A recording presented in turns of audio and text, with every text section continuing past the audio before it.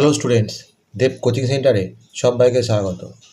আজ দ্বীপ প্রকাশনের ভূপরিচয় পরিবেশ দশম শ্রেণীর ডাক্তার গৌতম মল্লিকের লেখা ভূগোল বই থেকে পঞ্চম অধ্যায় ভারত অবস্থান ও প্রশাসনিক বিভাগ থেকে অনুসরণের প্রশ্ন উত্তর আলোচনা করব। আজকের প্রশ্ন দেখো, বিভাগ ঘয়ের 4 নম্বর, সংক্ষেপে ব্যাখ্যা করো বিকল্প প্রশ্নগুলি লক্ষণীয়, প্রত্যেকটার মান 3। তোমরা এই প্রশ্নগুলো দেখে নাও, এর উত্তরগুলো পরে করা আছে। আজকের প্রথম প্রশ্ন দেখো, ভারতের উপকূলীয় সমভূমি গুরুত্ব কী? এর উত্তর লিখবে ভারতের উপকূলীয় সমভূমির গুরুত্ব। ভারতের সুদীর্ঘ উপকূলীয় সমভূমি সংকীর্ণ হলেও তার গুরুত্ব অপরিসীম। 1 নম্বর লিখবে কৃষি উৎপাদনে সহায়তা। উপকূলের উর্বর সমভূমিতে প্রচুর পরিমাণে ধান, আখ, নারকেল, বিভিন্ন প্রকার মশলা প্রভৃতি উৎপন্ন হয়। 2, বাণিজ্যিক গুরুত্ব। ভারতের উপকূলীয় সমভূমি বিভিন্ন বন্দর শহরের মুম্বাই, চেন্নাই, মারমাগাঁও, কোচি প্রভৃতি মাধ্যমে দেশের অধিকাংশ ব্যবসা বাণিজ্য সম্পন্ন হয়। 3, অর্থনৈতিক গুরুত্ব। পশ্চিম উপকূলের উত্তরাংশে সমুদ্রের লবণাক্ত জল থেকে প্রচুর পরিমাণে লবণ উৎপাদন করা হয়। 2, পশ্চিম উপকূলে খনিজ তেল উত্তোলন করা হয়। পূর্ব উপকূলে মহীশোপান অঞ্চলেও খনিজ তেল ও প্রাকৃতিক গ্যাস আহরিত হয়। 3, মালাবার উপকূলীয় সমভূমি থেকে ইলমেনাইট, মোনাজাইট প্রভৃতি মূল্যবান খনিজ দ্রব্য আহরণ করা হয়। 4, অন্যান্য গুরুত্ব।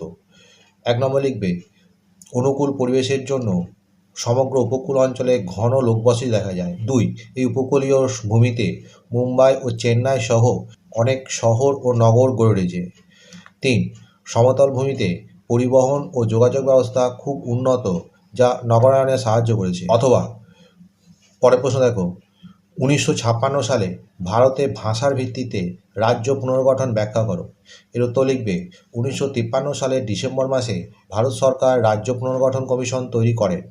এই কমিশনের সুপারিশের ভিত্তিতে 1956 সালে 1 নভেম্বর ভারত সরকার ভাষার ভিত্তিতে রাজ্যগুলিকে পুনর্গঠন করেন।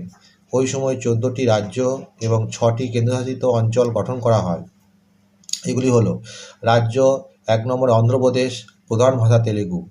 2, আসাম, প্রধান ভাষা অসমিয়া। 3 নম্বর উড়িষ্যা, উড়িয়া ভাষা। 4, উত্তরপ্রদেশ, হিন্দি। 5, কেরালা, মালায়ালাম। 6, জম্মু ও কাশ্মীর, কাশ্মীরি। 7, পশ্চিমবঙ্গ, বাংলা। 8, পাঞ্জাব, পাঞ্জাবি। 9, বিহার, হিন্দি। 10, বোম্বাই, মারাঠি ও গুজরাটি। 11, মধ্যপ্রদেশ, হিন্দি। 12, মহীশূর, কানাড়ি। 13, মাদ্রাস, তামিল। এবং 14, রাজস্থান, রাজস্থানী। কেন্দ্রশাসিত অঞ্চল: 1, ত্রিপুরা। 2, আন্দামান নিকোবর দ্বীপপুঞ্জ। 3, দিল্লি। 4, লাক্ষাদ্বীপ। 5, মণিপুর এবং 6, হিমাচল প্রদেশ। 2 নম্বর প্রশ্ন দেখো, ডেকান ট্র্যাপ বলতে কী বোঝো? এর উত্তর লিখবে পরিচিতি, পয়েন্ট দেবে। লিখবে দাক্ষিণাত্য মালভূমির উত্তর পশ্চিমাংশ ডেকান ট্র্যাপ বা লাভা মালভূমি নামে পরিচিত। এই অঞ্চলটি লাভা শিলা বা ব্যাসাল্ট দ্বারা গঠিত। ডেকান এর অর্থ দাক্ষিণাত্য এবং ট্র্যাপ বলতে বোঝায় ধাপ বা সিঁড়ি। সমগ্র মালভূমিটি পশ্চিম থেকে পূর্ব দিকে সিঁড়ির মতো ধাপে ধাপে নেমে গেছে। উৎপত্তি: প্রায় 6 থেকে 13 কোটি বছর আগে ভূগর্ভস্থ উত্তপ্ত তরল পদার্থ বা ম্যাগমা কোনো বিস্ফোরণ না ঘটিয়ে হাজার হাজার সুড়ঙ্গ বা ফাটলের মধ্য দিয়ে বেরিয়ে এসে বিরাট উগ্রোদ্গম লাভা প্রবাহ রূপে একটি অঞ্চলকে ঢেকে ফেলে, যা পরবর্তী সময়ে শীতল হয়ে লাভা শিলা বা বাসল্ট শিলা গঠন করেছে। বৈশিষ্ট্য: 1 নম্বর লিখবে তরল লাভা জমাট বেঁধে তৈরি হয়েছে বলে এই অঞ্চলটি সাধারণভাবে সমতল এবং পর্বতের চূড়া বা পাহাড়ের শীর্ষভাগগুলি চ্যাপ্টা প্রকৃতির। 2, দীর্ঘদিন ধরে নদী ও অন্যান্য প্রাকৃতিক শক্তি ক্ষয়কাজের ফলে ডেকান ট্র্যাপের বিভিন্ন অংশ বিচ্ছিন্ন হয়ে গেছে।